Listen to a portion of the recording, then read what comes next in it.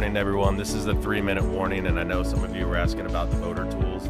They're back up. We took them down momentarily to try to speed up, to add more memory or whatever they do to speed them up. So they should be back up and running much faster than they were earlier today.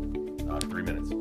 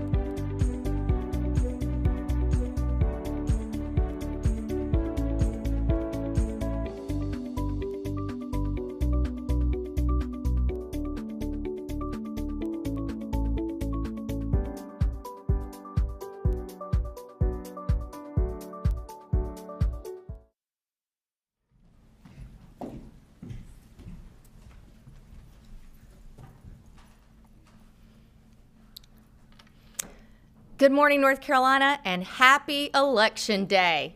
I'm Karen Brinson Bell, Executive Director of the State Board of Elections. I'm here with Paul Cox, General Counsel to the State Board, who will help answer your questions in a moment. Today is the last day for eligible, registered North Carolinians to cast their ballot in this important election.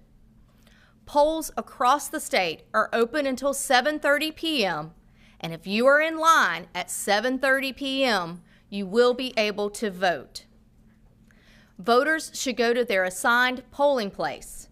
To find your polling place, use the voter search tool on the State Board website, ncsbe.gov, and don't forget to bring your photo ID. Yesterday, we sent out a press release titled 10 Tips for Election Day Voters in North Carolina. Please share these tips with your audiences so we can have a smooth election day as well. If you haven't voted yet, please take time today to make your voice heard.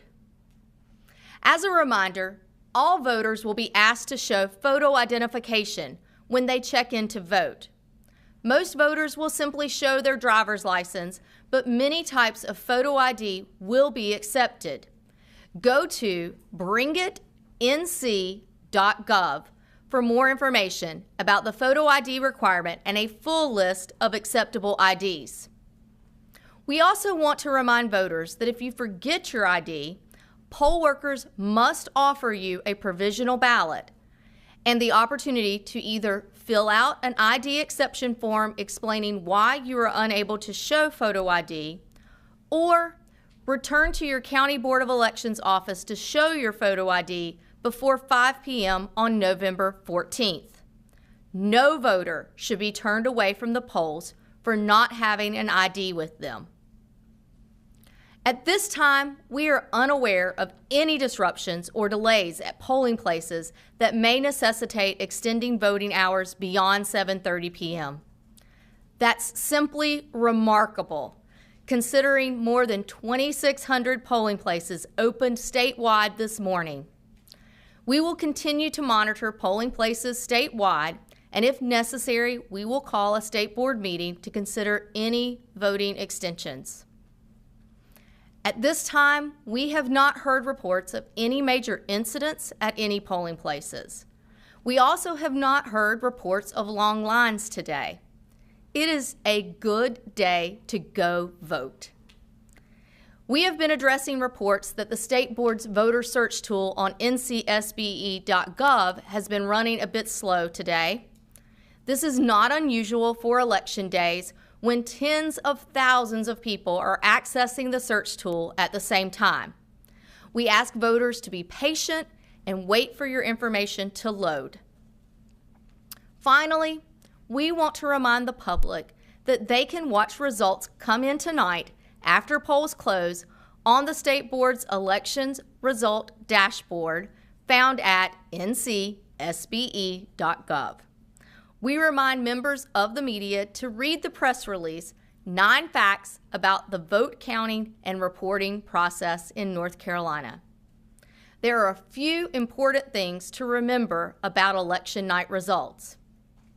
They are always unofficial in the days after the election. Bipartisan election officials in all 100 counties will ensure every eligible ballot is counted. They will audit and ultimately certify the results. This is called the canvass process, and it occurs after every election. For local contests, the county boards will certify results on November 15th. For all other contests, the state board will certify final results on November 26th. The state board anticipates that the unofficial results reported by the end of election night will include about 98% of all ballots cast in the election. Over the 10-day canvass period, provisional ballots and some absentee ballots will be counted and uploaded to the results dashboard. These ballots are required to be counted after Election Day by law, and North Carolina's election officials will follow that law. Election officials do not call elections. Projections are made by media and/or the candidates using unofficial results, typically based on exit polls or the vote difference and the number of votes yet to be counted in a contest. Election officials will go through the post-election canvass processes as required by law, no matter how close the contest. Stay tuned to the State Board for additional press releases, and we will send out a notice for any additional press conferences in the coming days. With that, we will take your questions. We'll start in the room first, and then we'll go to the phone or online, and remind those folks who are using the phone or online system to press 1 when they do ask their questions. So is there anyone in the room? You'll go to one of the mics, if you would, please.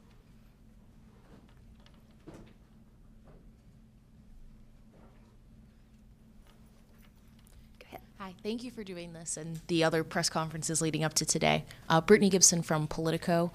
I just wanted to follow up on something you had mentioned at last week's press conference about when you expect to have your unofficial tabulations tonight. You mentioned, I believe, in 2020 it was about a little after 12:30 a.m.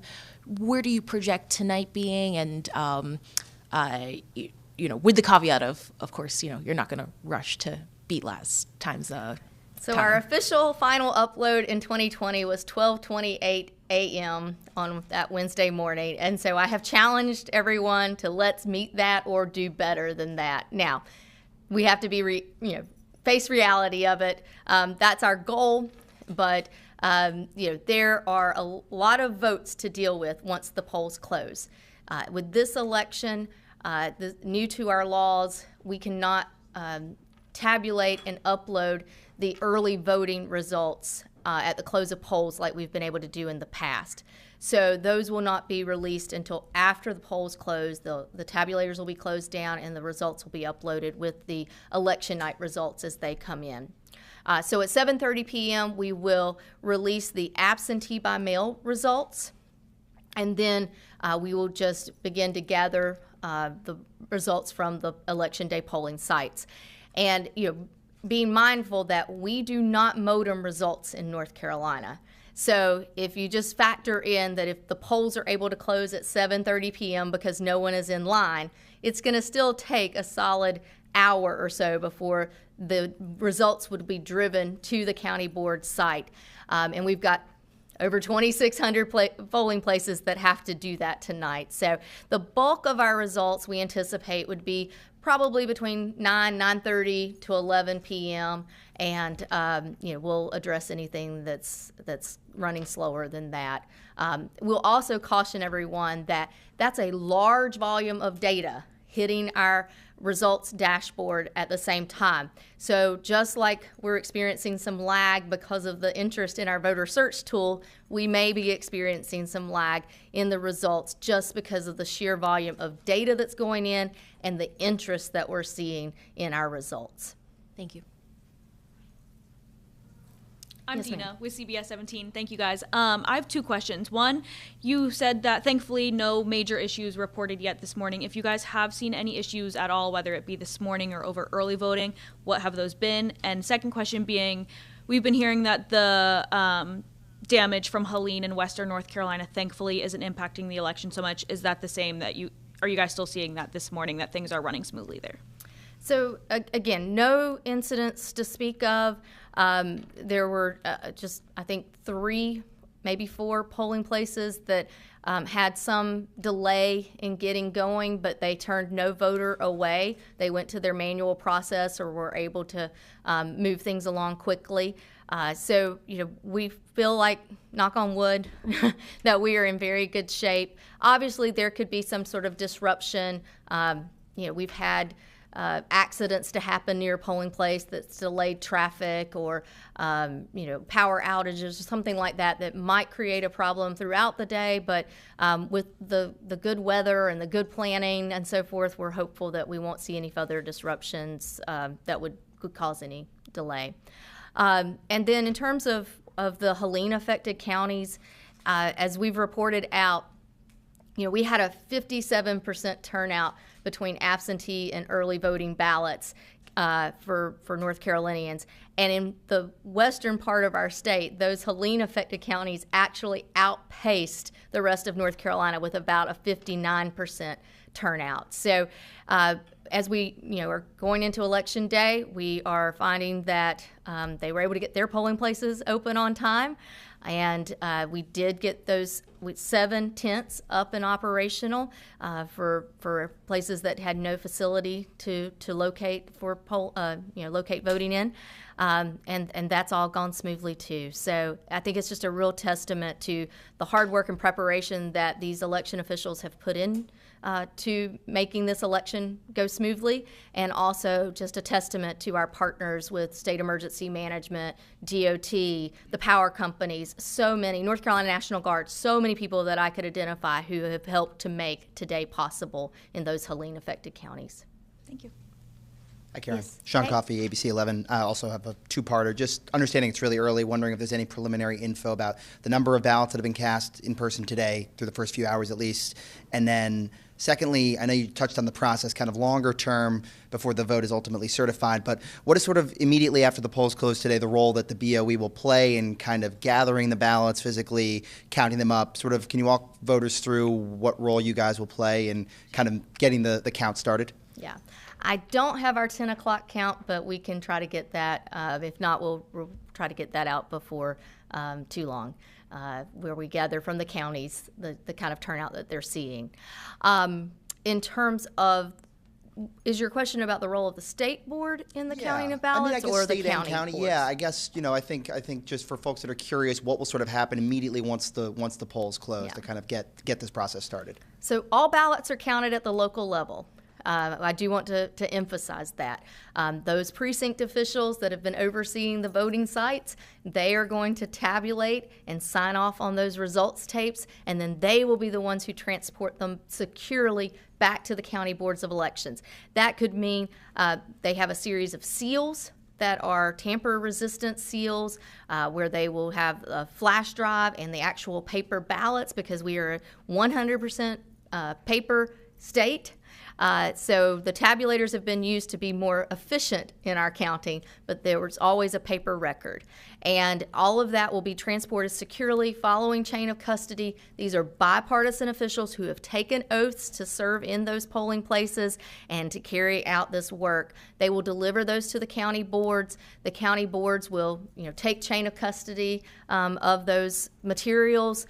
They will, verify that everything was there that was supposed to be transported, and then as they input those results into an air-gapped, meaning not connected to the internet, aggregation computer. The software is there to aggregate these results. They're going to check against the results tapes to make sure the right stick flash drive came back to them, that the ballots that were cast are what's in those results files, and they will aggregate that. They will then save those results and do uploads periodically on new flash drives. They take that over to our secure state election information management system, which is where they're able to access the election night results. Anytime they do those uploads, they're using a new flash drive so that we have no cross, that again, they don't take anything from a networked computer back to an air-gapped computer. So that's for tonight, and then we'll go through reconciliation processes and sample hand-to-eye counts and review of eligibility and so forth as we go through the certification period. Thanks, Karen. Mm-hmm. David Hodges, WBTV in Charlotte. I was wondering if we could get a little bit more into the process of, let's hope there are no delays at any polling locations and you keep the track record you have right now. However, I think for most elections we have seen an issue with either some type of delay or a computer glitch. Can we really get it? Would you mind kind of really describing the process of, if there is an issue at a polling location, how the complaint would be formed, how the State Board of Elections gets together and ends up deciding whether or not to leave a precinct open later or close it when it's, designed to? Now, if you jinxed us, I'm calling you at 1 a.m. No, so the way that our law is written, if there is a delay that extends more than 15 minutes or more, then that is something that gets reported to us. I mean, really, the counties are very good about reporting any delays to us, but they help us to understand, at the 15-minute mark or greater, what were the circumstances. We also, one key thing that the state board always wants to know is, were any voters turned away? And so the situation that I mentioned this morning, the voters patiently waited in line. They were able to get processed and checked in, and we, they were able to vote without issue. So we did not have a delay or disruption in voting. And so that's what the state board weighs when they consider it. So the role that I have and General Counsel Cox, we will take that information to the board members, determine if a meeting needs to be called, and at this time there's not a situation. So let's just say that there were to be a traffic accident that blocks entry to a voting site today, then we would certainly work with that county to determine if it's such a situation that would require moving the polling place, or is it such a situation that there was just a delay in voting and perhaps the board needs to consider whether anyone was turned away or not. That's the real key, is whether anyone was kept from voting. Yes. Good morning. Kurt Devine, CNN. Wondering if you can characterize the amount of mis or disinformation that you've seen this election cycle, and speak for a moment to whether the state board has a strategy for countering those types of falsehoods. So, North Carolina elections, like most of our colleagues across the country, have certainly been subjected to some level of mis and disinformation. But what I think is really important is how we address that. And we have worked since 2019 on a campaign around the hashtag #YourVoteCountsNC.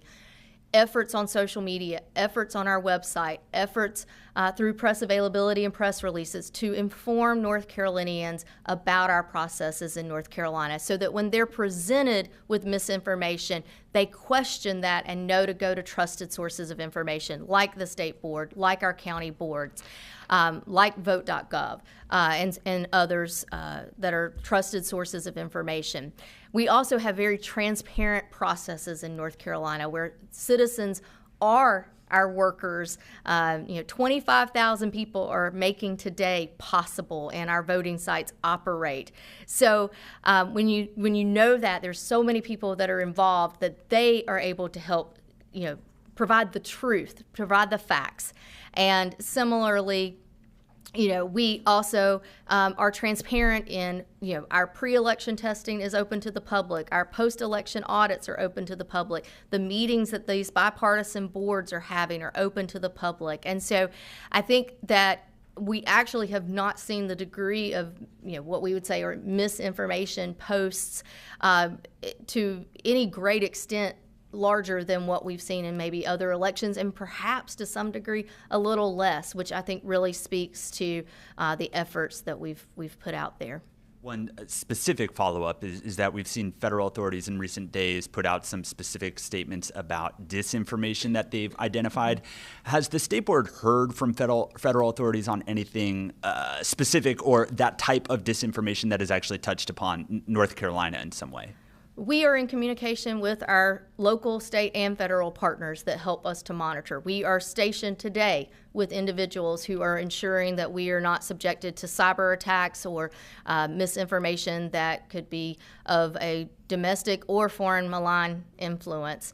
And in our case, we have not been the target, knock on wood, that some of our colleagues in Pennsylvania, Georgia, and Arizona have been with AI false videos, but we are certainly monitoring in hopes that we would not be, and our federal authorities have kept us apprised of any efforts that directly target us. As a swing state, we are sometimes meshed into some of the mis and disinformation that many of us are subject to, but we are not at this point directly targeted.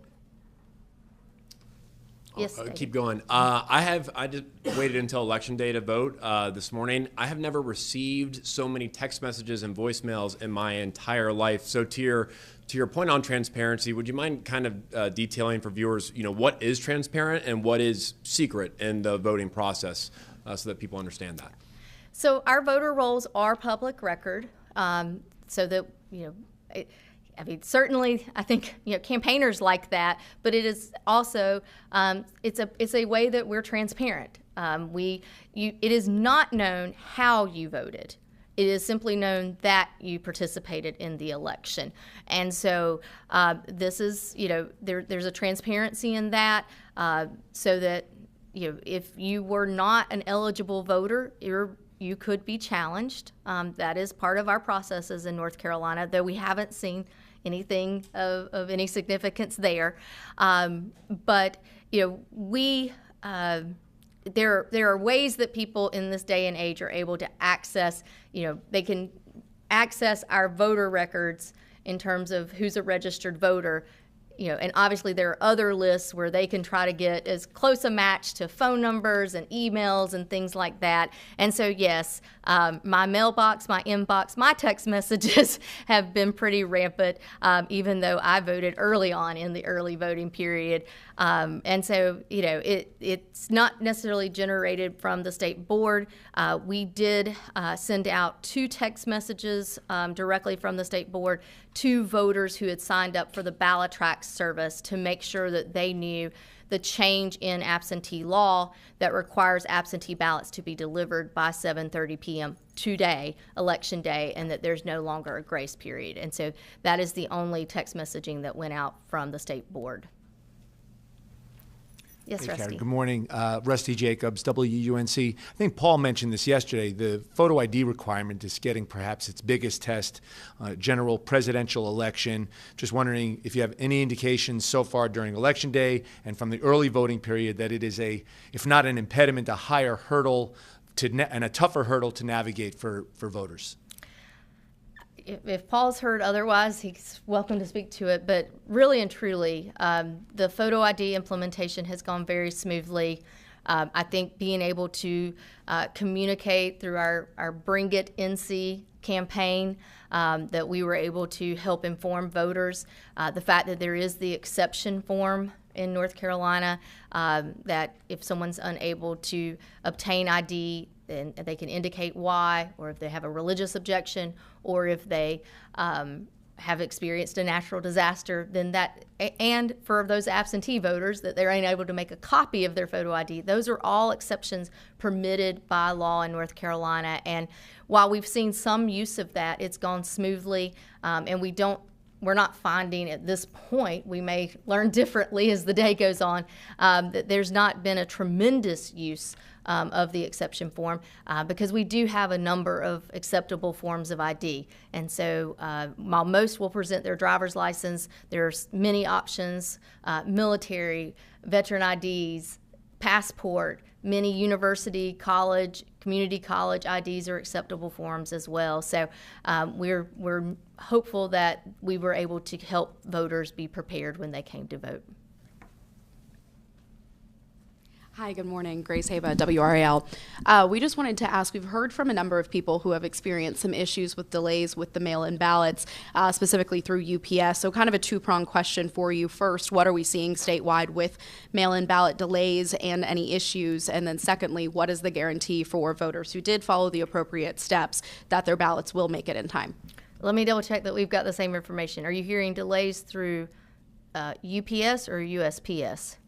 UPS for individuals who are told, specifically through Wake County, one woman was told to mail hers through UPS, overnight it to make it in time. She was told it would get there by 10:30 this morning. It's still not there.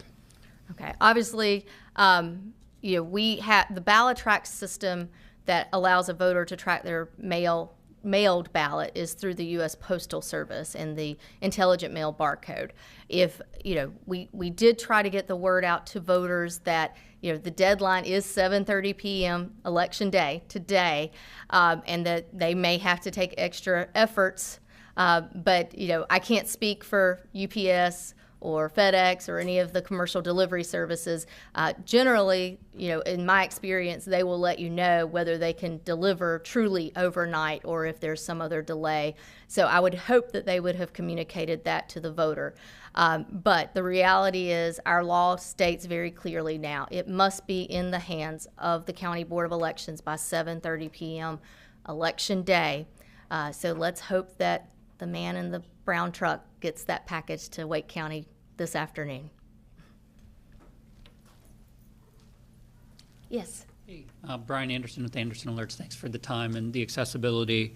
You said earlier that you estimate about 98% of votes tonight is what we will see. Can you share a breakdown of the time frame? What will we see at 7:30? What we'll see at 8:30? What we'll see at 9:30? Sure. And 98% of the votes is pretty standard for North Carolina. It's just good, the timing of those being released is going to be a little different this election.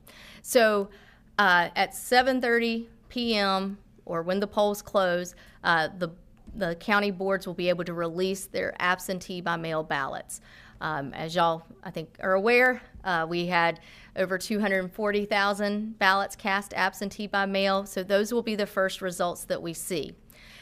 Following, at that point, at the close of polls, then the county boards can close their early voting tabulators, and then they'll remove the flash drive and be able to upload those into their counting software and aggregate and upload from that. So, at that, anticipating, we had over 400 early voting sites. So that's over 400 tabulators that also have to be shut down. And in some of these counties, we had over 20 and I believe in Wake County and over 30 in Mecklenburg County sites for early voting. So it's just going to take some time. So there will not be a precise point where we say it's X time on the clock and all early voting results are uploaded. They're just going to be entered in as they are able to get the machines closed down and the tabulation taken care of. They will potentially be doing that as election day results come in, and those are going to be sporadic too, because in order to, you've got to close down your polling site and then bring those results and the ballots back to the County Board of Elections. And having been a county elections director, I can tell you that my furthermost precinct, it was on a good day a 45-minute drive to the County Board of Elections down a 2-lane winding mountain road. So we, even in metropolitan Wake County, we have some far outreaching areas that it'll still take time to get those in. And then just regardless of what you say, regardless of what we report, there's going to be a segment of the population that is disappointed with the results tonight. There's going to be a subset of that will not accept the outcome and believe something was wrong or afoot. What is your message to those people who will inevitably say something went wrong? Well, I hope that everyone will have patience in knowing that, tonight, we are going to put forward the results of at least, 4.5 million votes that have been cast, and potentially another million or more that will be cast today. That's not instant. And there are, and we are always very clear that the results are unofficial on election night and are very, conscientious about explaining these processes. We don't call results. That's, especially on election night, that's done by the media and the candidates. And it's North Carolina. We're likely to have some close contests. And so that's why tomorrow we'll release a report that tells everyone how many provisional ballots we need to research. And that may, help people to realize, we've got a number of provisional ballots that could change the outcome of a very close election, especially when you get to a contest the size of perhaps a county commissioner race or something of that nature. And so what I would really encourage the public to do is to be aware of what the processes are. Come see how we do the sample hand-to-eye audit. Come and be a part of that certification meeting where the county board staff will put in front of their county members, this is how we got to our vote totals. This is how those bipartisan officials in those polling places followed chain of custody procedures and so forth. This is, those will be the results where we show this is how many people checked in. That's our voter history process versus how many ballots were put into the machine. And those are usually exact matches or very close to exact and have good reason why they might not have been. And so, I really do hope that the fact that we have bipartisan, transparent elections in North Carolina gives people the confidence. I feel that when you have this many people turning out to vote, that's an indication of their confidence in our election processes, and we'll get there for the results as well, I hope. Thank you. Thank you. Helen Koster from Reuters, thank you for the opportunity. Can you speak to whether the state's election process has been impacted by the misinformation around non-citizen voting, and if so, what that looks like? There have been a lot of questions, not only in North Carolina, but across our country about non-citizen voting. And I don't believe that it's been impactful to our processes. We have been able to address how we register individuals, the processes that we go through to ensure that eligible voters are on our rolls, and then being very specific to remind people that when they check in to vote, an individual is stating their name and their address. When they present themselves to vote, we look them up into our system, ensure that they are an eligible registered voter. They present photo ID, and that's just the process. It's the checks and balances that are within our system. We have not, for all the concern around it, we have not seen any number of challenges to someone's citizenship as being part of our roles. When we have had that suggested, our investigations team has checked into it. So we feel very confident that eligible North Carolinians have been able to cast their ballot. And a follow-up to that is you did mention that you haven't seen any significant challenges to voter rolls. Could you just elaborate on, I know you just touched on it, but what kind of challenges have you seen to date on voter eligibility challenges? Paul, do you want, I don't even think we've had enough challenges to enumerate them, but yeah. So there haven't been really any to speak of, or very few to speak of, actual challenges by voters to another voter at the polls. We do have a new period of time now after the election that absentee ballot challenges are allowed, so we'll see if those arise after the election. The county boards of elections do their own audit of the eligibility of their voters, and so if they find out, for example, that a voter cast a vote and then died, or a voter cast a ballot in early voting and then was convicted of a felony sentence, they become ineligible to vote in that election. And the county boards themselves will go through a challenge process when a voter is clearly ineligible based on official records. And so those are really most of the ones that we're dealing with right now. It's just the one-offs here and there where a voter became ineligible after casting a vote. Or the handful of cases where a voter got confused and went to one county versus another, et cetera. Just those sort of administrative issues with making sure that the only eligible voters are casting ballots. Yeah. Sure. Okay. I think we're ready to go to the phone or online questions.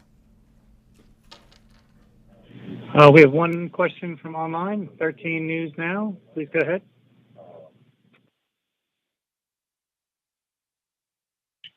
Good morning. I was just going to ask if the early voting process would be considered, a success for you guys. Was there anything that changed this year that helped drive this massive turnout, and has it changed the way you are processing this election? Well, I definitely think that we had a successful early voting period. That has been the most popular voting method for North Carolinians for most of our major election in recent years, and we continue to see the use of that voting method grow. So we prepared for that. I think, if we've learned anything, the pandemic actually helped us to be better prepared for large turnout of voting during the early voting period, where we learned how to do social distancing and spacing, and realized that larger facilities, more parking, more voting booths, more check-in stations that were for social distancing purposes actually are just good logistical purposes. And we saw a lot of the counties still have a large number of early voting sites. These larger facilities were in use, and it really has made for a very smooth process in this election. We heard reports of some lines, but a lot of the counties had implemented weight tracking tools, and so voters were able to learn which site maybe had less of a line or no line, and took advantage of that. And it just overall was an excellent process, and I commend the county election officials for working through that and realizing, how to serve the voters during that early voting period. Are there any other questions online? Please press 1 if you have a question. Savannah Nguyen with the 9th Street Journal, you're up. Hello, thank you so much for doing this. So we know that the military, overseas, and provisional ballots are going to be added to the state vote total sometime during the 10-day canvass period. I was just wondering if you guys had any more specific dates about when these numbers will be released. specific dates about the military and overseas voters? Is that what the question was? And provisionals too. Okay. Yes, as well as the provisional ballot. The military and U.S. citizens who are living abroad, we are able to count those ballots 9 days following the election. So those could still be considered at that point in time as part of the canvass process in the certification meeting that the county boards will hold on November 15th. The provisional ballots, the counties will assess those as they figure out how many they're dealing with and whether it requires research with the DMV to determine if someone did attempt to register and that just didn't process over to us, since that's the way most people do register to vote is through the DMV. So it'll be a matter of how much research do they have to do? Do they have a series of board meetings, or do they wait until the day before or the day of the certification meeting, which would be the typical time frame for most counties to hold their provisional board meetings.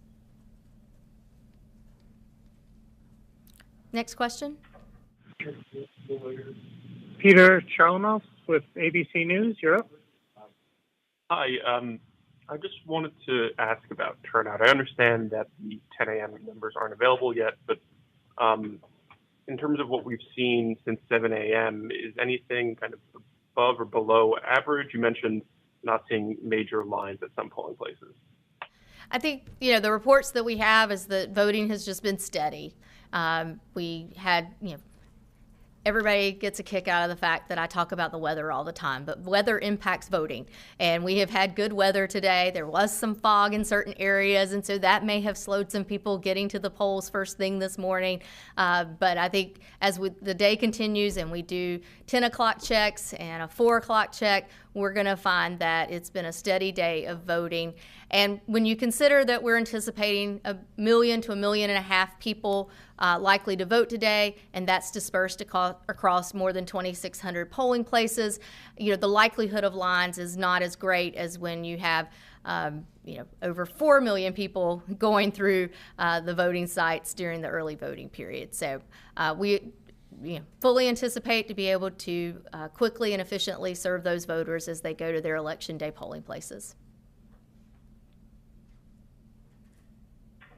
There are no more callers online.